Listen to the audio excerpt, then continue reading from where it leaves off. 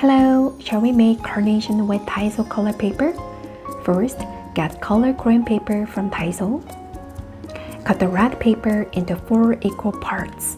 Measure it and it's 7.5 by 7.5. Draw a full circle with a compass.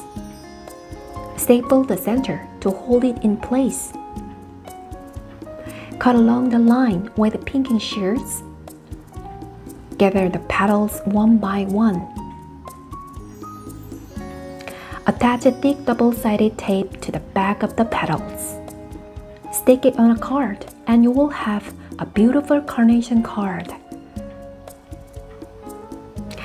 You can also make a carnation to wear. Make it the same way, then attach a pin to the back and you are done.